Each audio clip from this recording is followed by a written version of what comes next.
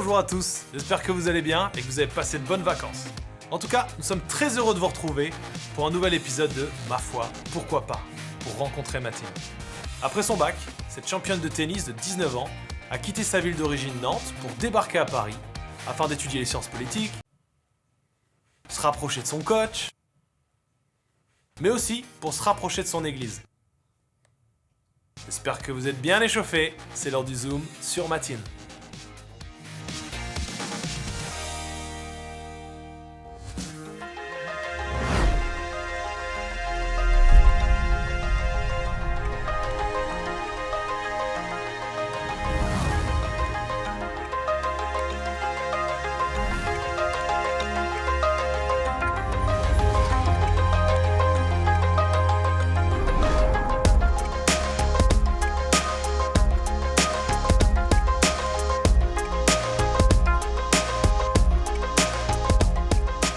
Alors, je m'appelle Matine. En fait, ça s'écrit Matina, mais on dit Matine, on ne prononce pas le A à la fin.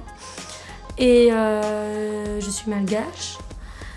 J'habite à Paris depuis septembre. Depuis la seconde, je voulais déménager ici pour le tennis. Ma mère était championne de Madagascar de tennis à 15 ans, donc elle a baigné dans ce sport-là. Et donc après, elle nous a mis au tennis aussi. J'ai toujours eu dans le cœur de venir habiter à Paris. Pour l'église aussi, parce qu'il y a une communauté importante de jeunes. Et c'est ce qui m'a énormément touchée.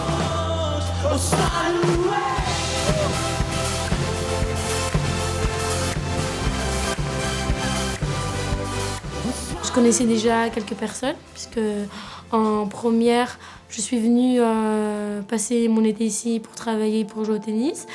Et j'ai eu l'occasion d'aller... En fait, j'avais vraiment dans le cœur de connecter avec les gens de l'église. Je suis allée au camp d'été fin août et c'était trop bien. Et Dieu, il a radicalement changé ma vie ce jour-là. Enfin, ces 3 jours-là, ouais. Et c'était trop cool. Il y avait des jeux, il y avait des messages puissants. Et après ce camp d'été-là, j'ai commencé vraiment à lire ma Bible. En 17 années quand même, genre. Au bout de 17 ans, j'ai commencé vraiment à lire ma Bible à ce moment-là. Ça m'a permis de comprendre que, en fait, tout ce qu'on fait, ça a une influence sur les autres et tout ce qu'on fait peut avoir une influence positive sur les autres. Le moment où je l'ai vue transformée, c'est quand elle est revenue du camp d'été d'Hillsong. Là, j'avais vraiment vu une autre personne. En fait, à Nantes, effectivement, elle venait à l'église avec moi, donc elle suivait en fait mon chemin. Moi, j'ai toujours grandi dans une famille chrétienne. Ma mère était catholique et mon père était protestant. Mais ça n'a jamais été quelque chose de personnel. Et en grandissant, en fait, j'allais à l'église tous les dimanches parce que je devais aller à l'église. Mais j'avais aucunement envie d'aller à l'église, en fait.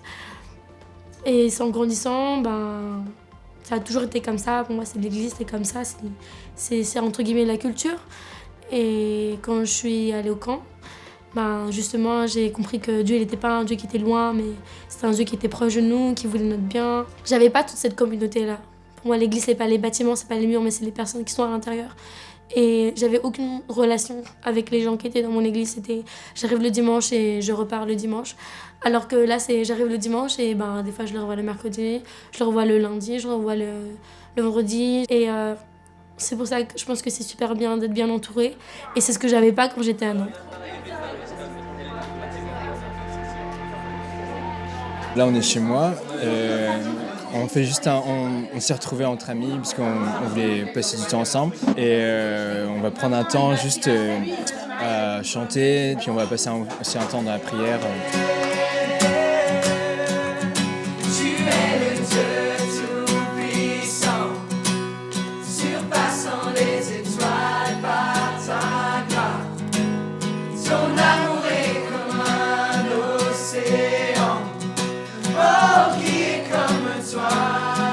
J'aime trop le fait que c'est quelqu'un qui cherche toujours l'espoir.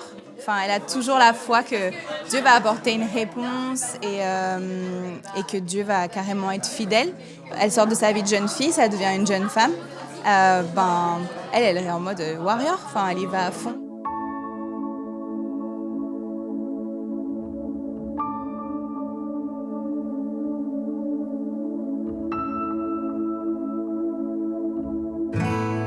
début janvier. Avant mes examens, j'ai été diagnostiquée à endométriose stade 1, qui touche une femme sur 10. J'avais vraiment une hantise de cette maladie en mode sinon Seigneur, juste pas pour moi, c'est pas possible, ça peut pas m'arriver à moi, mais aux autres. Et en fait, ça arrive à moi, j'étais pas prête.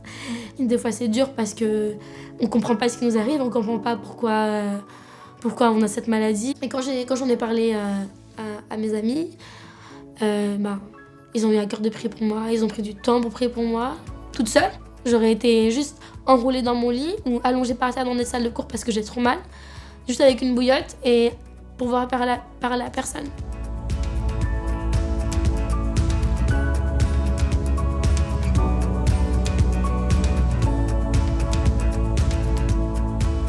Tout ce que je vis en tant que jeune chrétienne, c'est incroyable. Enfin, c'est tellement un cliché de se dire que oui, les chrétiens, ils peuvent pas faire ça. Ils ont une liste de règles, ils doivent faire ça, ils doivent pas faire ça.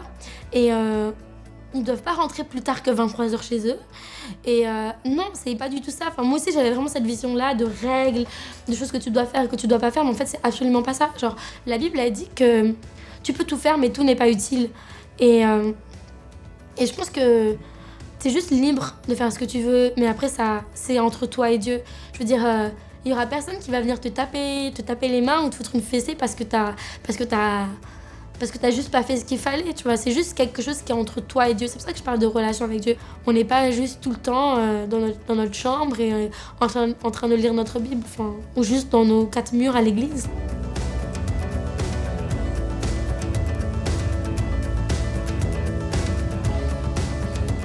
Et je pense que c'est la manière dont on vit qui impacte le plus les gens. Juste ta manière de vivre et ton style de vie qui touche le plus que tes paroles. Ouais.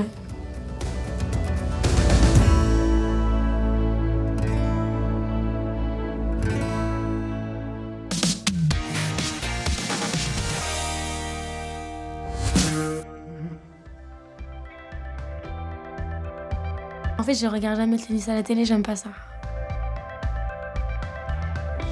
Genre, je dis je prie et je pense à Dieu. Mais c'est faux. J'ai envie de me rendormir. Je pense qu'on devient jamais vieux, c'est un état d'esprit à avoir. Il y en a un. Moi, je peux pas dire un seul. Ça, en fait, il y en a 2. Je peux dire. Ok, j'en ai 2. Woodlawn. Et l'autre, c'était Tu ne tueras point. Ok, là, tout de suite, maintenant, j'aimerais bien manger des toasts avec de l'avocat et des œufs pochés. Ah ouais, j'ai trop envie de manger ça. L'île Maurice, quand j'étais petite.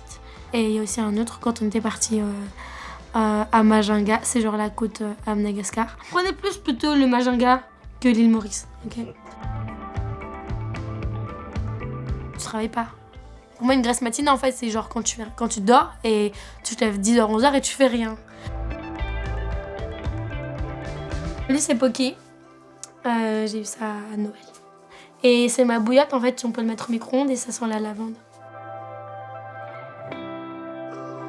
Mour amour. Ça veut dire que c'est un peu le leitmotiv des Malgaches. Mour amour, ça veut dire genre doucement. Comment passer du temps avec Dieu quotidiennement de manière pratique. C'est pas toujours facile, je pense, parce que dans nos vies d'étudiants, dans nos vies, on est un peu en mode, on a les cours, après on a le tennis, ou je sais pas, on a nos activités. On doit réviser et on se dit que dans tout ça, Dieu il a pas sa place. Et c'est ce temps qui est difficile à trouver, genre dans nos vies qui sont tout le temps busy quoi. Concrètement, comment passer du temps avec Dieu? Voilà une question qui peut en surprendre plus d'un.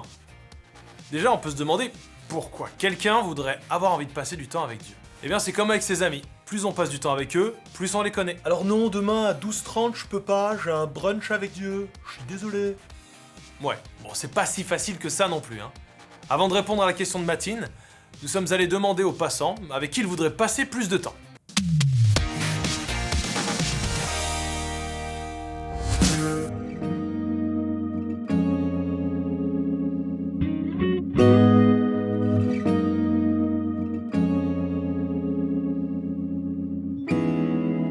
J'aimerais ça passer plus de temps avec mes amis, juste parce que la vie est plus facile quand tu es entouré de gens que tu aimes bien, puis tu te sens moins seul. Il y a 2 personnes, ma maman, parce qu'elle vit en Martinique et je ne la vois pas souvent, et mon petit ami parce qu'il habite à l'autre côté du département et on passe pas beaucoup de temps ensemble. Mon petit-fils, il a 10 ans et demi et je trouve qu'il passe beaucoup de temps sur la tablette. Et qu'en dehors de la tablette, il n'est pas intéressé par beaucoup de choses. Donc j'ai l'impression que si je le voyais plus souvent, je pourrais l'emmener faire des choses que les parents ne peuvent pas faire parce qu'ils travaillent. Avec des copains, se promener, visiter les musées, faire du sport. Ma mère, parce que voilà, c'est la femme que j'aime plus au monde. Donc c'est elle qui m'a mis au monde et j'aimerais passer plus de temps avec elle. Parce qu'elle me manque, je ne suis pas tout le temps avec elle, voilà. Concrètement, comment passer du temps avec Dieu ? Alors on pourrait répondre que le secret, c'est de prier 12 fois par jour, d'avoir un petit coin prière dans ta chambre, télécharger la dernière application qui envoie des versets tous les jours, mais en fait c'est un peu plus compliqué. D'abord, ça veut dire quoi, passer du temps avec Dieu ? Sans doute que pour beaucoup de chrétiens, ça consiste à lui parler par la prière et l'écouter par la lecture de la Bible. Mais difficile de mettre tous les chrétiens dans la même case. On peut aussi passer du temps avec Dieu, en servant la soupe à ceux qui ont faim, en priant dans le métro, en faisant quelques minutes de silence ou en se cassant la voix sur du hard rock. On peut aussi écouter la voix de Dieu en écoutant les autres ou encore sentir sa présence en se baladant dans la nature. En même temps, des chrétiens, il y en a des centaines de millions. Du coup, c'est un peu logique que chacun, selon d'où il vient, sa confession, son histoire et sa personnalité, aura sa propre façon de passer du temps avec Dieu. Et là, attention, ça se complique encore. Parce que même lorsqu'on a compris que ça nous fait du bien de passer du temps avec Dieu, on ne le fait pas toujours. Parce que la dernière série télé vient de sortir, parce qu'on passera la soirée à répondre à des textos d'amis, parce que... la flemme quoi. Alors oui, il faut sans doute apprendre à se discipliner, à donner de la place à ces moments de dialogue avec Dieu. Et peut-être que le secret pour réussir à vivre ça régulièrement, c'est de le faire vraiment pour soi, et pas par obligation vis-à-vis de ses parents, de son église ou de son pasteur. Si on a vraiment compris au fond de soi le sens de ces moments, alors 90% du chemin est fait. Ma foi, pourquoi pas, c'est fini pour aujourd'hui. Avant de nous quitter, je vous laisse avec ce verset que j'ai trouvé pour vous dans la Bible. Moi, le Seigneur, je vous le déclare. Si vous me recherchez de tout votre cœur, je me laisserai trouver par vous. Merci à tous d'avoir été avec nous et n'hésitez pas à nous retrouver sur les réseaux sociaux. Je vous souhaite une très bonne journée, en espérant vous retrouver la prochaine fois. Pourquoi pas ? D'origine Nantes, pour débaquer à pas.